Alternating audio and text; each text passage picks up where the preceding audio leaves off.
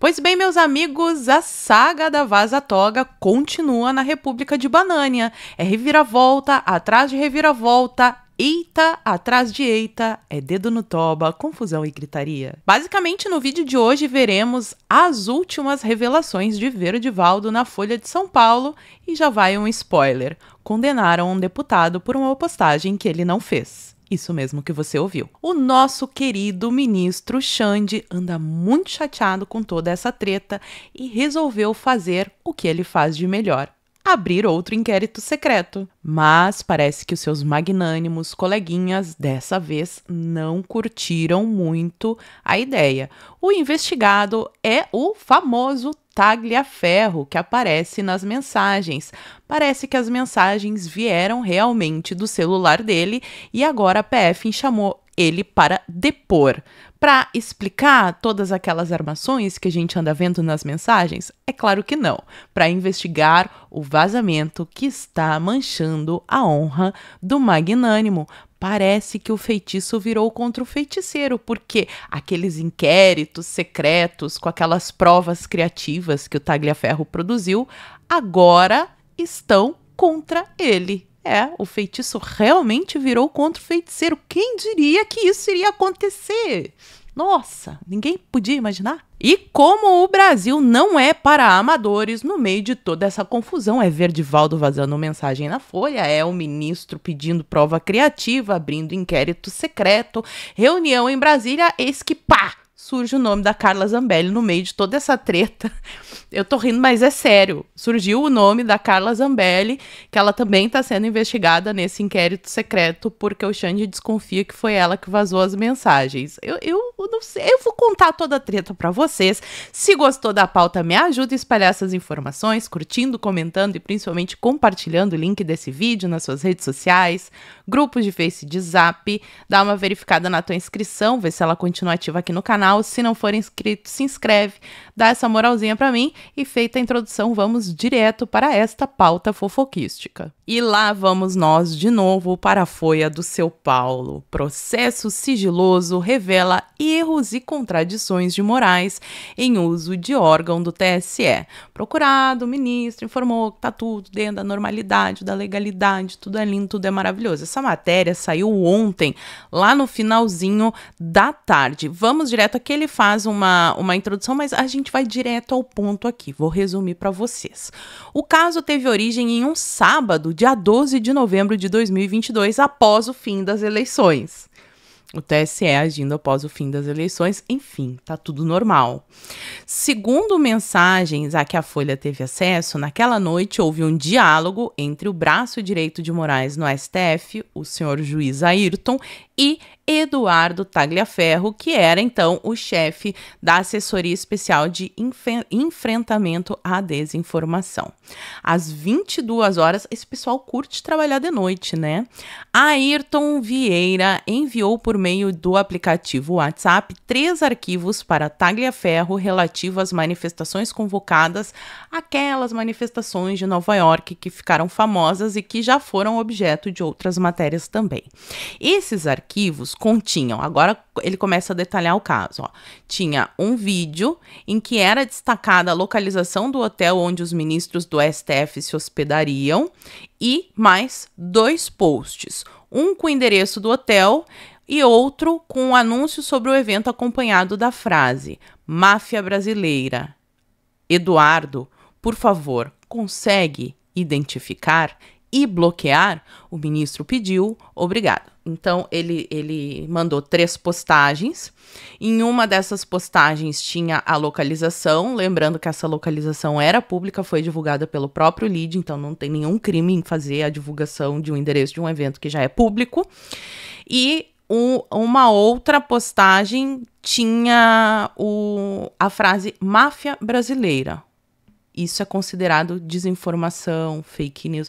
É bom que isso venha à tona para que as pessoas entendam, porque às vezes fala fake news, desinformação, a pessoa pensa, meu Deus, querem jogar uma bomba no ministro, né? Não, chamou de máfia, é uma crítica que sempre foi permitida, no Brasil. Enfim, o assessor do TSE avisou que estava retornando de São Paulo para Brasília e que faria o relatório às 23h09. Meu Deus, imagina que inferno a vida desse homem. Trabalhava de madrugada, tudo, usava toda a criatividade para fazer o relatório e agora tá se ferrando com essa história dos vazamentos. Mas vamos adiante. Tagliaferro mandou uma mensagem para Ayrton Vieira ressaltando o fato de as postagens não terem relação com o processo eleitoral. Só não sei como bloquear pelo TSE, porque não fala nada sobre as eleições. Isso daqui a gente já viu no vídeo passado. No mesmo minuto, o juiz instrutor respondeu sem tratar da dúvida, mas perguntando se os autores das postagens tinham sido identificados. Tagliaferro disse ter conseguido identificar apenas um candidato do Paraná. Na época era candidato ainda, né? Imagina, perder as redes sociais no meio da campanha. É um dano irreparável. Entendi. Pode enviar para mim um relatório simples, inclusive dizendo não ter como identificar os outros dois? Bloqueio pelo STF. Aí, meia-noite, estava o nosso guerreiro Tagliaferro trabalhando e ele envia o relatório. Meia-noite não, 23h54. E em vez de registrar oficialmente que o pedido havia sido feito pelo próprio gabinete do Moraes, o documento do TSE afirma que o material fora recebido de forma anônima e que o relatório tinha sido produzido a pedido do Marco Antônio Vargas, que era o juiz auxiliar do Xande no TSE. Então, não foi denúncia anônima, a gente está vendo aqui que foi, né, próprio Magnânimo que mandou os prints pro seu Ayrton, e não foi o Marco que pediu, foi o nosso Magnânimo. E aqui tá o documento. E aí, de novo, por favor, Glenn, pelo bem da República Brasileira, vaze todos esses documentos de uma vez. A gente quer ver quais são os prints criminosos que a gente postou na internet. Aos poucos estão saindo. Mas tá aqui, ó, o documento, né? E olha como é que tá o documento no processo. De ordem do Dr. Marco Antônio Martim Vargas, o juiz auxiliar deste tribunal, foi solicitado a assessoria, então eles estão dizendo que o Marco solicitou para a assessoria a análise de 3 publicações recebidas de forma anônima. Então, aqui já temos uma mentira confirmada, comprovada, mancha de batom na cueca. Tais publicações referem às manifestações, blá, blá, blá, blá, blá. Aí ele fez o relatório e mandou. O documento do TSE também foi enviado com um erro sobre a autoria das postagens. E aqui cada vez piora, né? Ao analisar as 3 imagens objeto de demanda, Tagliaferro disse que não tinha conseguido identificar o autor de 2 delas, que tratavam das hospedagens do ministros, e apontou Homero Marchesi, então deputado estadual pelo Republicanos do Paraná, hoje no Novo e não mais deputado, como responsável pela 3ª imagem. No entanto, a postagem de Marchesi limitava-se a um panfleto de chamada à comunidade brasileira nos Estados Unidos, dizendo que os ministros estariam lá em Nova York palestrando na Harvard. O local do evento havia sido divulgado pelos organizadores, e aí alguém pegou esse post do deputado, ele fez o post com a foto dos ministros e falou sobre o evento, que teria este evento. Alguém foi lá e fez um stories, pelo formato, suponho que seja, vou mostrar aqui para vocês, e escreveu ali, máfia brasileira. Vamos aqui, ó, essas 2 postagens, olha a postagem criminosa. Atenção, encontro dia 13 no metrô às 2 horas. E essa outra aqui, Xandão e sua quadrilha em Nova York, vamos dar boas-vindas. É manifestação, né? Na democracia deve poder fazer manifestação. E a postagem que o deputado fez foi essa daqui, ó, a foto dos ministros falando para a comunidade brasileira, né, que ele quer democracia e liberdade no Brasil. Só isso, não tem o endereço de ninguém, que diz que a palestra vai ser no Harvard Cup. Alguém pegou essa postagem dele aqui, ó, e por esse formato eu suponho que seja stories, e escreveu máfia brasileira e botou 2 emojis de palhaço. Isso é o crime sendo investigado pela nossa corte máxima, porque o Brasil não tem problemas maiores para se preocupar, né? É muito, muito preocupante isso daqui. Mas vamos continuar aqui que tem mais um pedacinho. Então, No documento, Tagliaferro relatou que era da autoria de Marchesi todas essas postagens. Oficialmente, o relatório do TSE chegou ao STF em 8 minutos. Que eficiência, hein, Tagliaferro? Que eficiência! 8 minutos, chegou de madrugada no dia 13. A Folha teve acesso ao processo com base no relatório. Moraes determinou o bloqueio integral das páginas de Marchesi. E aí é o seguinte, esse Marchesi, depois o processo dele, quando ele não conseguiu um novo mandato na eleição, o Xande utiliza uma ordem, um pedido que o Lira tinha feito para que fossem restituídas as redes sociais dos deputados federais, e o Xande coloca o deputado estadual no bolo, devolve as redes sociais. Volta o processo para a primeira instância. Lá na primeira instância, o juiz que julgou entendeu que ele foi lesado por sofrer uma condenação injusta e arbitrou uma indenização. Sabe o que o Xande fez? Ele cancelou a indenização e ainda colocou o juiz no CNJ, né, para ser punido, para aprender a não contrariar o magnânimo. E aí, o Xande fez o que ele sabe fazer de melhor. Olha essa, agora é trágico, é tragicômico, né, a piada de humor negro Brasil. Moraes abre inquérito contra ex-auxiliar após vazamento de mensagens. O ministro citado em mensagens, que indicam o uso extraoficial do TSE, será o relator do processo.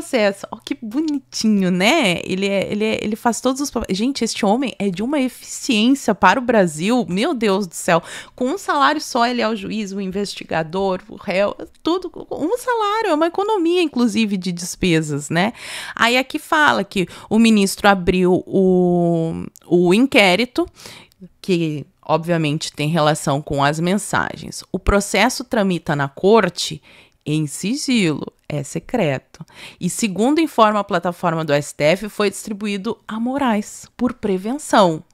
Ou será que é porque nenhum outro quer se manchar porque tá vendo que a coisa tá ficando feia? Vocês vão ver, tá rolando uma divisão lá na nossa Suprema Corte. A defesa do Tagliaferro, provando do seu próprio veneno, entrou com um pedido de acesso aos autos do inquérito. Vou dar spoiler para vocês. Só tem o processo físico, tem que ir a Brasília para ler o negócio. Custa caro, custa bem caro. O seu Tagliaferro é bem complicado.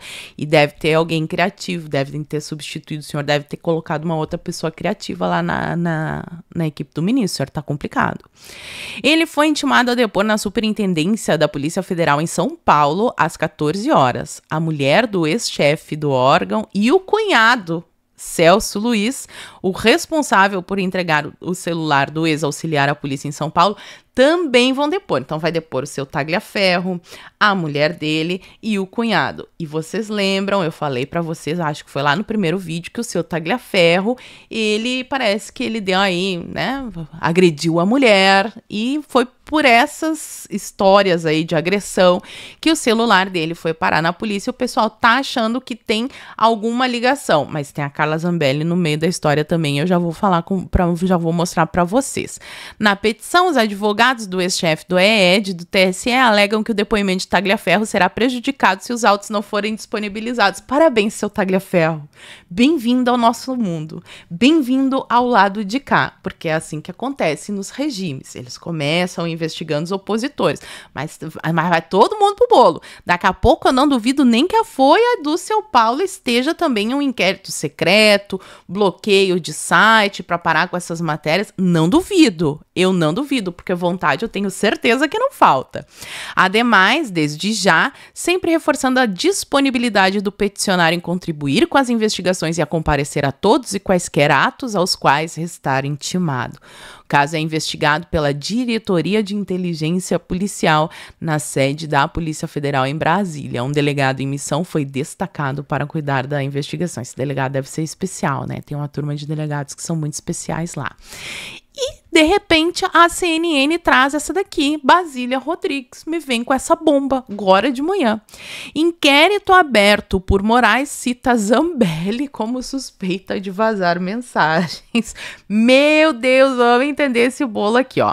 O inquérito que apurava a divulgação de mensagens de assessores de Alexandre de Moraes do Supremo Tribunal Federal cita a deputada federal Carla Zambelli como suspeita de participação no vazamento das informações. A primeira pergunta que eu tenho a fazer é, se nem o seu Tagliaferro tem acesso ao inquérito, como é que a Basília sabe disso?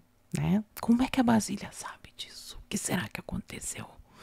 Enfim, e depois diz, entre os crimes investigados está a obstrução de justiça, em que o objetivo de abrir o conteúdo das mensagens seria tumultuar apurações comandadas por Moraes. Zambelli já é investigada no STF, os deputados de direita quase todos são, né? Por acesso, mas ela, nesse caso, e é aí que liga uma coisa na outra, é por acesso indevido do sistema do CNJ. Lembram o negócio da história do hacker de Araraquara?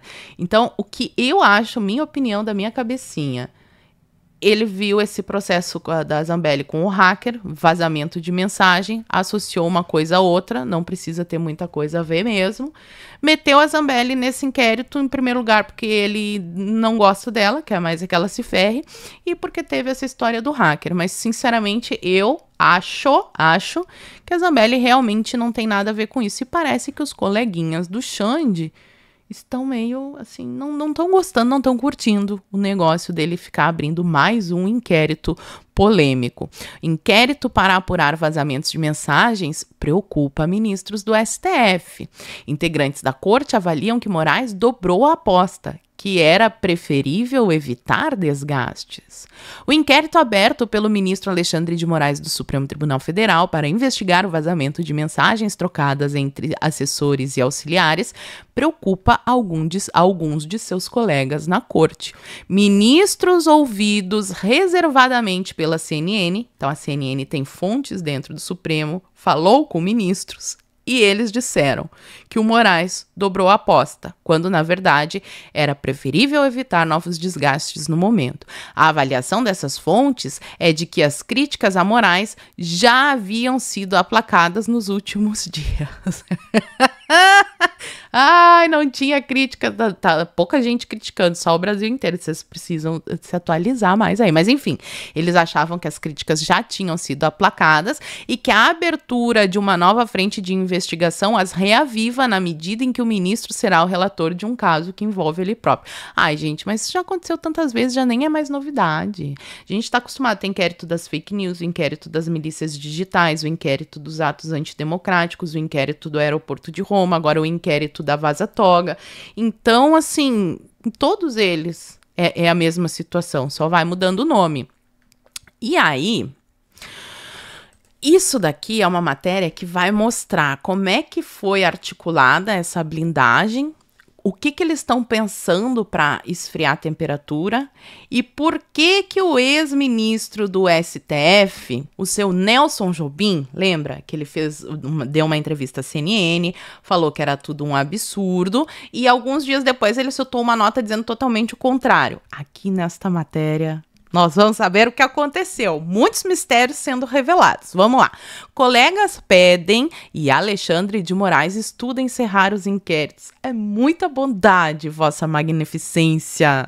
Ministros do STF e relator da investigação das fake news e das milícias digitais e dos atos antidemocráticos e da Vaza Toga e do aeroporto de Roma e muitos outros. Sinaliza a fim dos trabalhos em 2024. Este ano ainda, hein? Promessa. Decano Gilmar Mendes comanda o processo e tribunal deu apoio a Moraes em caso recente do vazamento das mensagens.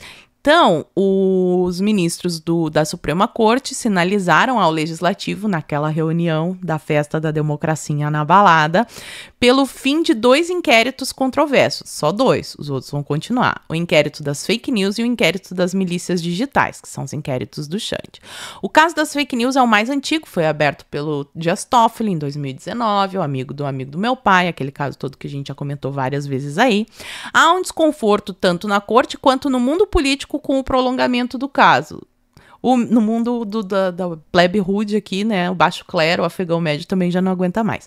O mesmo sentimento existe sobre o inquérito das milícias digitais criado no ano seguinte, 2020. Sentimento em parte do establishment político, empresarial e no mundo dos operadores de direito é que essas investigações conduzidas pelo Xande se transformaram em inquéritos ônibus, nos quais quase tudo pode ser incluído e com critério nem sempre bem delimitado. Eu diria que tudo pode ser incluído, qualquer postagem que você fizer, porque as postagens que a gente tá vendo, assim, até agora não tem, eu vou cortar a cabeça do ministro, vou fazer isso, vou fazer aquilo. Não, tava falando ali sobre o evento, falou máfia brasileira, mas assim, tudo dentro da normalidade, em um ambiente de liberdade de expressão. Mas a pergunta que fica é, vão encerrar esses 2 inquéritos, e os outros? E vão abrir quantos depois, né? Porque... não, isso aí não vai adiantar nada. Não vai adiantar nada. Inicialmente, a ideia era apurar aí aqui vai explicar sobre tudo, né? Mas o que eu quero falar para vocês é sobre a história do Nelson Jobim. Pera aí que eu vou achar o ponto que tá. Esse babado aqui. Os ministros também trabalharam para reverter uma crítica acerba dirigida a Moraes por parte de Nelson Jobim, 78 anos, ex-presidente do STF, ex-presidente do TSE, ex-ministro de Justiça, ex-ministro da Defesa, ex-deputado do Congresso. Meu Deus, o homem era uma loucura. Depois de dizer que os métodos de Moraes se aproximavam aos da Lava Jato, em 10 de agosto de 2024, Jobim publicou uma nota oficial em 20 de agosto, desdizendo tudo. Então, ele disse 10 dias depois, ele mudou radicalmente, virou 180 graus na opinião dele. Mas houve um trabalho. Houve um trabalho para reverter a crítica de Jobim durante a festa de aniversário de Guiomar Feitosa, mulher do ministro Gilmar Mendes. Lembra? A gente comentou sobre essa festinha também. A celebração foi feita em Brasília no dia 13 de agosto, com a presença de autoridades dos 3 poderes, além de empresários e banqueiros. Dentre os convidados da festa estava o dono do BTG, seu André Esteves, maravilhoso, que ouviu críticas de magistrados a Nelson Jobim, que é sócio do BTG Pactual e integra o conselho do banco. Nos dias seguintes, Esteves telefonou para Jobim, que está em férias no exterior, e pediu que recuasse da crítica. Aí veio a nota de desagravo a Moraes. Será que ele ligou e falou assim, pô, seu Jobim, por favorzinho, né, dá uma ajuda aqui para nós. Disse o que tu diz. Ou será que houve um tom mais incisivo? Algum tipo de ameaça? Não sei. O que vocês acham dessa treta toda? Que loucura, a Carla Zambelli no meio do negócio e o Tagliaferro provando do próprio veneno. Fala pra mim aqui nos comentários que eu quero saber. E por hoje eu vou ficando por aqui. Muito obrigada por terem assistido ao vídeo até o fim. Fiquem todos com Deus. Um beijo e até a próxima. Fui.